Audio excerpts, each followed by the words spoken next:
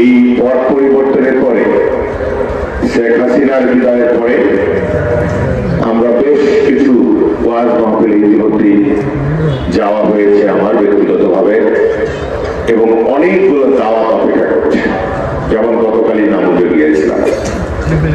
আজকে এই দাওয়াতের একটু আলাদা মহত্ব রয়েছে, যেটার গুরুত্ব আছে আমাদের কাছে, সেই কথাটাই বলছি। মাহফিল ছোট হতে পারে, কিন্তু এই মাহফিলের কর্মকর্তা বৃন্দ যারা আয়োজন করেছে, তাদের ভিতর যে নৈতিক শক্তি, তাদের মধ্যে যে একটি দেশপ্রেমের ছায়া, সেটার একটু গুরুত্ব রয়েছে। সেটা কেমন? অনেকগুলো মাহফিলে গিয়েছি, অনেকে দাওয়াত দিতে আসছে, খুব যে মন উজাড় করে ভালোবেসে সেখানে যাই তা না, যেতে হয় যায়। কেন যাই না, কেন ভালো লাগে না?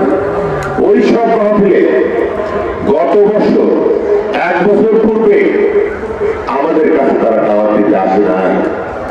তারা কোন স্বৈরাচারের দোষরকে দাওয়াত করে নিয়ে যে ফুলের মালা দিয়ে তাদেরকে বরণ করে তাদের মুখ থেকে কথা শুনেছে।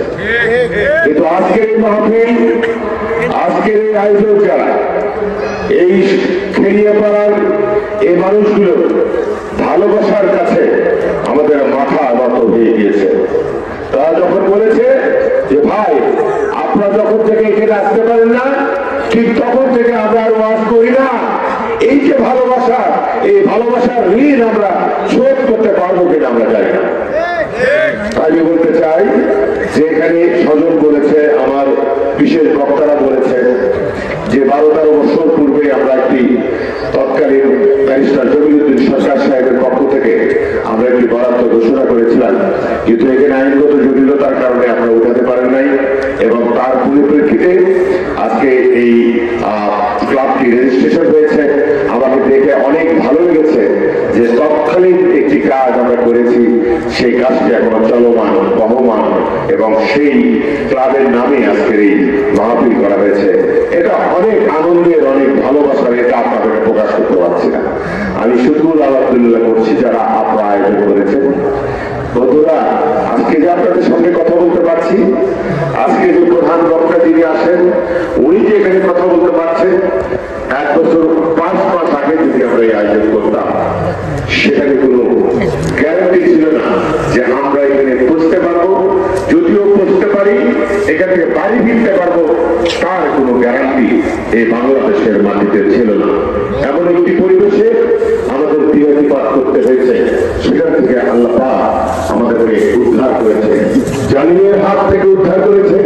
সেই জালিম 1,500 মানুষকে গুলি করে মারার পরেও এখনো ভারতে বসে হুমকি দিয়ে থাকে, আমি 277 মানুষকে হত্যা করার লাইসেন্স পেয়েছি।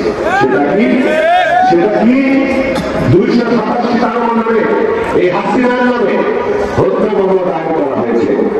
সেখান থেকে বলছে যে আমি তো হত্যা করি না, আমি তাহলে আমি যেহেতু হত্যা করি নাই, তাহলে আমি আর 277 মানুষকে হত্যা করার আমি লাইসেন্স পেয়েছি। কত বড় জালে, কত বড় অমানুষ, কত বড় নিষ্ঠুর হলে এই কথা বলতে পারে।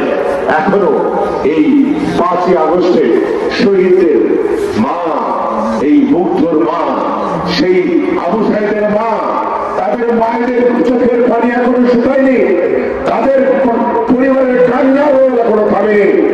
তখনও এই হাসিনা বলছে যে আমি আরো 277 মানুষকে হত্যা করতে চাই। এই মামলার বাদীরা এই যে 1500 মানুষকে হত্যা করেছে, এবং তার বিরুদ্ধে ইতিমধ্যে 227 হত্যা মামলা দায়ের হয়েছে। এই মামলার বাদীরা যখন ভয়ে থাকে, এই বাদীদেরকে ভয় দেখানোর জন্য সে এই সমস্ত কথা বলে যাচ্ছে। এই কথাগুলো এই কারণেই বললাম, আজকে আমরা ভালো রয়েছে আলহামদুলিল্লাহ।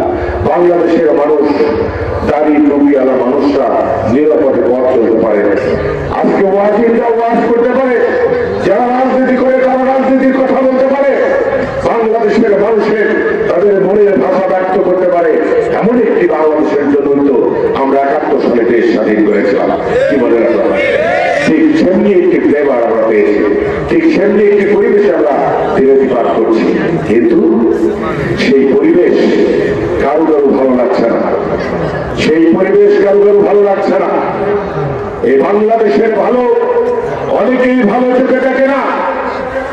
আজকে যারা এই 17 বছর নির্বাচন না করে, মানুষের ভোটের অধিকার প্রতিষ্ঠিত না করে, কারো ভোটের তোয়াক্কা না করে, ভোট ডাকাতি করে, জোর করে বন্দুকের মুখে, রণের মুখে যারা ক্ষমতায় ছিল, তারা বাংলাদেশকে ভালোবাসে না, তারা বাংলাদেশের মানুষকে পছন্দ করে না।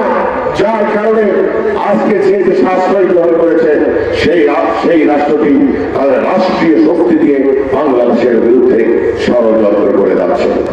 বাংলাদেশের মাটিতে তারা প্রতিনিয়ত হিন্দু মুসলমানের দাঙ্গা বাঁধানোর চেষ্টা করে যাচ্ছে। ইসকন নামে একটি সংগঠন সৃষ্টি করে বাংলাদেশের মানুষের হৃদয়ে আঘাত করে মানুষকে উস্কানি দিয়ে এখানে সাম্প্রদায়িক দাঙ্গা বাঁধাতে চায়। কিন্তু বাংলাদেশের মানুষ সেই উস্কানিতে পা না দিয়ে আলহামদুলিল্লাহ এখন পর্যন্ত বাংলাদেশের পরিবেশকে তারা শান্ত রেখেছে। এটাই আল্লাহ রহমত। এই দেশটাকে আল্লাহ ভালোবাসেন, যেটা আমরা সবসময় আল্লাহকে ডাকতাম যে আল্লাহ, আমরা তো হাসিনার বিরুদ্ধে সব ধরনের আন্দোলন করলাম, আমরা তো সফল হতে পারছি না, আমরা এখন কি করবো? ঠিক সেই মুহূর্তে আল্লাহ আমাদের সরকারদেরকে দিয়ে মাঠে নামিয়ে দিয়ে হাসিনার বিদায় ত্বরান্বিত করে, হাসিনার বিদায়কে কার্যকর করে এই আওয়ামী দুঃশাসন থেকে বাংলাদেশের মানুষকে মুক্ত করেছে আলহামদুলিল্লাহ। তাই এই পরিবেশকে ধরে রাখার জন্য আমি দুটি কথা বলতে চাই। আপনারা দয়া করে, এখন আমাদের যুদ্ধ শেষ হয়নি, আমরা যুদ্ধ করতে করতে হারিয়ে গিয়েছিলাম, কিন্তু আমরা এখনো বলি আমাদের সর্বশক্তি নিয়ে আমরা এখনো মাঠে রয়েছি। আমরা যারা যারা আত্মীতি করছি, যারা ওয়াজ করছেন, সর্বমঙ্গলের সকল মানুষ এখনো ঐক্যবদ্ধ রয়েছে একটি দিনের জন্য, যেদিন বাংলাদেশের মানুষ তাদের সর্বশক্তি দিয়ে একটি সুন্দর নির্বাচনের মাধ্যমে, সুষ্ঠু এবং অবাধ সুষ্ঠু নিরপেক্ষ নির্বাচনের মাধ্যমে একটি গণতান্ত্রিক রাষ্ট্র বাংলাদেশের মাটিতে যেদিন কায়েম করতে পারবে, সেদিন আমাদের যুদ্ধ শেষ হবে। সেদিন পর্যন্ত আমাদেরকে সদা সর্বদা সতর্ক থাকতে হবে। তার কারণ প্রতিটি মুহূর্তে বাংলাদেশের বিরুদ্ধে ষড়যন্ত্র চলছে, আপনারা লক্ষ্য করছেন। তাই আমি এই বর্তমান অন্তর্বর্তী সরকারের কাছে আমি আবেদন করব, আপনারা দয়া করে আর সময় ক্ষেপণ করবেন না, কোনো অযথা কোনো কারণে দ্রুত অজুহাতে সময় নষ্ট করবেন না। আপনার সংস্কার কাজে হাত দিয়েছেন, আলহামদুলিল্লাহ সংস্কার দরকার রয়েছে। আপনার সংস্কারের জন্য একটু যৌক্তিক সময় নিয়ে অতি দ্রুত সময়ের মধ্যে বাংলাদেশের মানুষকে একটু নিরাপত্তা দেওয়ার জন্য একটি নির্বাচনের ব্যবস্থা করবেন। এই কথাগুলো বললাম, হয়তো রাজনীতির মতো মনে হবে, রাজনীতি নয়। এই রাজনীতিরা সফল হয়েছে কিনাই আজকে এই পবিত্র কালাম থেকে আমরা আজকে তর্জমা শোনার একটি পরিবেশ পেয়েছি।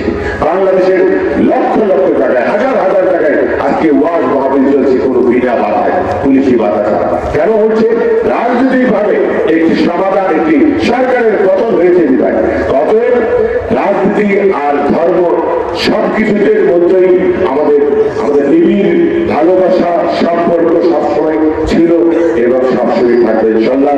ভবিষ্যতে আমাদের এই পরিবেশ আল্লাহ পাক মঞ্জুর করুন, কবুল করুন। সেই সঙ্গে আমি আজকে আমাদের জন্য দোয়া চেয়ে নিয়ে, আমরা যারা লড়াই ছিলাম, ময়দানে ছিলাম, আজকে যারা শহীদ পরিবারের জন্য দয়া করে প্রধান বক্তা আজকে সবার জন্য দোয়া চেয়ে নেবেন। এই 1,500 শহীদ পরিবার এবং যারা 17টি বৎসর ধরে যারা জেল, জুলুম, নির্যাতন, ফাঁসির সম্মুখে রয়েছে, সেই পরিবারগুলোর জন্য দোয়া চেয়ে নিচ্ছি। পাশাপাশি আমাদের মা জননী বেগম খালেদা জিয়া, যিনি অসুস্থ অবস্থায় রয়েছেন, যাকে চিকিৎসা হতে দিচ্ছিল না, উনি আলহামদুলিল্লাহ মুক্ত, চিকিৎসার জন্য দেশের বাইরে যেতে চাচ্ছেন। উনি যেন পরিপূর্ণ সুস্থতার মাধ্যমে বাংলাদেশে ফিরতে পারেন। আর এই 4 সাল ধরে এই অবস্থাতে আমাদের মা জননী দেশ কথা বেগম খালেদা জিয়া যেন যেতে পারে, এই জন্য দয়া করে আপনার প্রাণ খুলে দোয়া করবেন। এবং আমাদের ভাই জনাব তারেক রহমান, যিনি এই ক্রান্তিকালে দেশকে এবং আমার দলকে ধরে রেখেছেন এবং নেতৃত্ব দিচ্ছেন, এখনো ঠান্ডা মাথায় বাংলাদেশের মানুষের জন্য ভালো কিছু করার জন্য কাজ করে যাচ্ছেন। তার জন্য দয়া করে দোয়া করবেন। আমাদের আত্মীয়, আমাদের ভাই, আমাদের ভবিষ্যৎ, যিনি আগামী দিনে বাংলাদেশকে নেতৃত্ব দেবেন, সেই মানুষটি যারা তারেক রহমানের জন্য প্রাণ খুলে দোয়া করবেন। উনি বারবার আসার জন্য আকুতি করছেন, এখনো আসতে পারেনি বাংলাদেশের মাটিতে। উনি আমাদের সঙ্গে দেখা হলে বগুড়ার মানুষের কথা বাংলাদেশের মানুষের কথা বলে, আমরা যখন স্কাইপের সঙ্গে কথা বলি, অতএব আপনাদের প্রতিটি মানুষকে নিয়ে ভালোবাসা